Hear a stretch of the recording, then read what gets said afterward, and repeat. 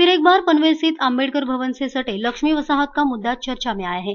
अम्बेडकर भवन का निर्माण करते वक्त नगर पालिका ने यहाँ के रहिवासियों को पुनर्वसन एवं सेवा सुविधाओं का आश्वासन दिया था, मगर अम्बेडकर भवन निर्माण होते ही उन्हें उनके हालत पर नगर पालिका ने छोड़ दिया है। कई बार इन रहिवासियों ने अपनी मांगे नगर पालिका के समक्ष रखी, पर नगर पालिका द्वारा इन मांगों को नजरअंदाज किया जा रहा है। इतना ही नहीं तो नगर पालिका ने लक्ष्मी वसाहत के नागरिकों का शौच के लिए जाने वाला रास्ता भी बंद कर दिया है, जिसके कारण यहाँ के स्थानीय लोगों के पास शौच के लिए अम्बेडकर भवन के पिछले द्वार से जाने के अलावा कोई भी पर्याय उपलब्ध नहीं है। इस मुद्दे को उठाते हुए नगर पालिका द्वारा उन्हें धमकाया जा रहा है एवं अवैध बांधकाम पर कार्रवाई करने की बात कर उन्हें डराया भी जा रहा है। पिछले 60 से 70 सालों से यहाँ के लोग एक साथ रहते आ रहे हैं। अम्बेडकर भवन निर्माण के उद्देश्य से यहाँ के लोगों को विस्थापित किया गया, मगर इन लोगों को अपनी मांगों की खातिर प्रशासन से जूझना पड़ रहा है। अम्बेडकर भवन के पिछले मार्ग पर संरक्षण दीवार निर्माण कर यहाँ के लोगों का आने जाने का रास्ता भी बंद कर दिया जा रहा है। इन परिस्थितियों में यहाँ के रहिवासियों ने पालिका प्रशासन को आंदोलन का इशारा दे दिया है।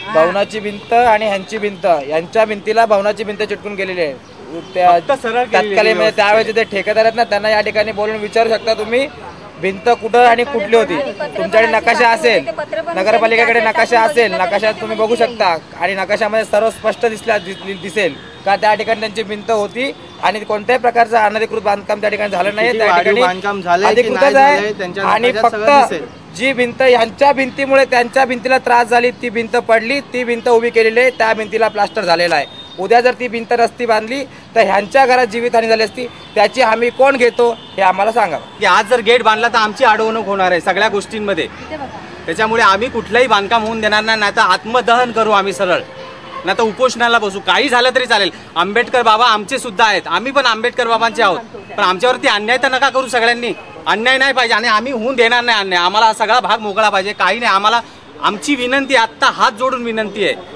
की अन्याय आम्ही सहन करणार नाही आणि इथं कुठलंही बांधकाम। आमची म्हातारी माणसं आहेत, लहान लहान मुलं आहेत, आज आम्ही लहानाचे मोठे 2-2 पिढ्या गेल्यात, 60-65 वर्ष 70 वर्ष आम्ही इथे राहतोय आणि आंबेडकर भवन बांधताना आम्हाला मोठी मोठी आश्वासने दिलेली या लोकांनी की असं करू तसं करू, पण काही केलेलं नाही आमच्यासाठी, अजूनपर्यंत काही करत नाहीत। त्याच्यामुळे आम्ही इथला कुठलंही बांधकाम आमची विनंती आहे, इथं गेट बेट काही टाकू नका, आमचा काही कोणाला त्रास नाही आणि आम्ही कोणाला त्रास देणार नाही आहोत। इस दौरान नगरसेवक प्रीतम म्हात्रे एवं नगरसेविका अनुराधा ठोकल ने घटनास्थल पर पहुंचकर लक्ष्मी वसाहत के लोगों से बातचीत कर उनकी समस्याएं जल्द से जल्द सुलझाने का आश्वासन उन्हें दिया है।